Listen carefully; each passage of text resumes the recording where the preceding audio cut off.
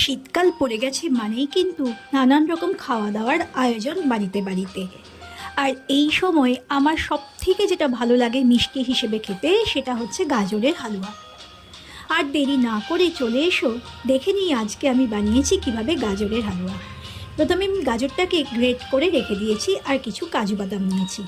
এবারে কড়াইতে একটু ঘি গরম করে নিয়ে কাজু বাদামগুলোকে হালকা করে নাড়াচাড়া করে নিয়েছি। আর বন্ধুরা, বাড়ির তৈরি খাবারের স্বাদটা যেন একদম অন্যরকম হয়।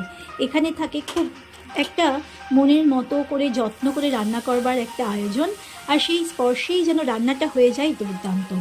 বাইরের খাওয়া দাওয়া তো চলতেই থাকে সারা বছর, কিন্তু শীতকাল মানেই বাড়িতে তৈরি হবে নানান রকম পিঠে পুলি ইত্যাদি ইত্যাদি। তবে কিনা পিঠে পুলি করবার সময়ের এখন বড়ই অভাব। আর এই সব বিভিন্ন রকম মেলাতে এগুলো এত প্রচুর পাওয়া যায় যে আমরা আর এগুলো করবার জন্য সেই সময়টুকু বের করে উঠতে পারি না অথবা চাই না।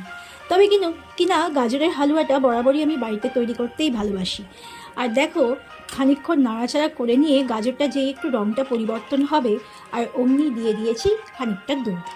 এইবারে গাজরের হালুয়াটা আমি ফুটতে দেব সেদ্ধ হওয়া পর্যন্ত। আর রঙটা দেখো কি মিষ্টি হয়েছে। আমি জানি না ক্যামেরায় কতটা ভালো দেখা যাচ্ছে, তবে কিন্তু এই রঙটা হয়ে যায় হালকা একটা হলদে রঙ, আর খুব সুন্দর, যেন মনে হয় জাফরান মেশানো হয়েছে দুধের মধ্যে। আর এবারে আমি দিয়ে দিচ্ছি কিছুটা চিনি, আর আরেকটা চিনিটা দেওয়ার পরে বেশ কিছুক্ষণ আমি একটু নাড়াচাড়া করে নেব ঘন হওয়া পর্যন্ত। তবে কিনা গাজরের হালুয়াটা আমি একটু কম ঘন রাখি, কারণ কিছুক্ষণ পরেই এটা একটু ঘন হয়ে যায়। আর এই যে দুধটা থাকে একটু ঝোলঝোল থাকলে সেটা খেতে আমার দুর্দান্ত লাগে। আর এরপর দিয়ে দিচ্ছি একটু গুঁড়ো দুধ, যাতে একটু ঘন হয়ে যায়, টেস্টটাও অনেকটা ভালো হয় এর ফলে। আবার মিশিয়ে দিয়ে খানিকক্ষণ আমি নাড়াচাড়া করে এটাকে ফুটিয়ে নেব। আর আরেকটা জিনিস ছিল আমার কাছে, সেটা হচ্ছে একটা রসগোল্লা ছিল নলেন গুড়ের। সেটাকে আমি ভালো করে স্ম্যাশ করে নিয়ে তার রসসহ সেটা আমি এর মধ্যেই মিশিয়ে দিয়েছি। খেতেও সুন্দর হয়েছে, আর জিনিসটা আমার কাজেও লেগে গেছে। তো এইভাবে খুব সহজে বাড়িতে অল্প উপকরণ দিয়ে তৈরি করে ফেললাম শীতের সুস্বাদু একটা খাবার, গাজরের হালুয়া।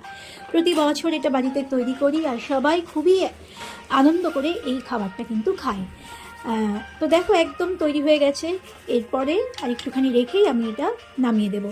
তাহলে আমাকে অবশ্যই কমেন্ট করে জানিও বন্ধুরা যে আজকের এই রেসিপিটা তোমাদের কেমন লাগলো। আর শীতকালের এইরকম নানান রকম খাবার দাবার কিন্তু চলে আসবে আমার চ্যানেলে, অতএব চোখ রেখো, সঙ্গে থেকো, ভালো থেকো, ভালোভাবে শীত